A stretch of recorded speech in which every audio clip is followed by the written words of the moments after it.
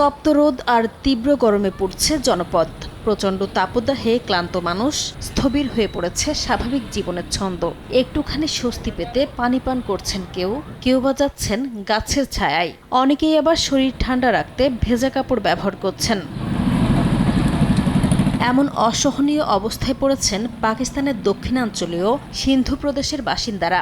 দেশটির আবহাওয়া দপ্তর জানিয়েছে, বৃহস্পতিবার দেশটির শাহিদ বেনজিরাবাদ ও দাদু জেলায় সর্বোচ্চ 51 ডিগ্রি সেলসিয়াস তাপমাত্রা রেকর্ড করা হয়েছে। ঐতিহাসিক মহেঞ্জোদারোতেও তাপমাত্রা পৌঁছেছে 50.5 ডিগ্রিতে। লারকানা, জ্যাকববাদ ও সারকান্দেতেও 50 ডিগ্রির আশপাশে ছিল তাপমাত্রা।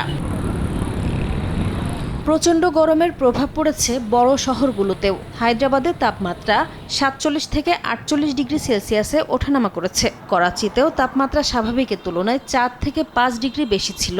আবহাওয়া বিভাগ জানিয়েছে, দেশ জুড়ে তাপপ্রবাহের কারণে অনেক এলাকায় তাপমাত্রা স্বাভাবিকের চেয়ে 4 থেকে 6 ডিগ্রি বেশি রয়েছে। এতে তীব্র গরমে চরম ভোগান্তিতে পড়েছেন স্থানীয়রা। আমার বয়স 55 বছর। এর আগে এত প্রচন্ড গরম আমি কখনো অনুভব করিনি। বাইরে যেমন গরম, ঘরের ভেতরও তেমনই গরম। কোথাও স্বস্তি নেই। এ অবস্থায় করাচিতে বয়স্ক ও শিশুদের ক্ষেত্রে বিশেষ সতর্ক থাকার পরামর্শ দেওয়া হয়েছে। জরুরি প্রয়োজন ছাড়া বাইরে না যাওয়া, পর্যাপ্ত পানি পান করা এবং মাথা ঢেকে রাখার আহ্বান জানিয়েছে স্থানীয় প্রশাসন। বিশেষজ্ঞরা বলছেন, জলবায়ু পরিবর্তনের কারণে পাকিস্তানে চরম আবহাওয়ার ঘটনা বাড়ছে।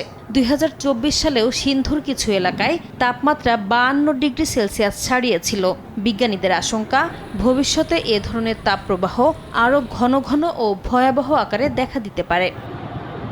নাসরিন রুমি, সময় সংবাদ।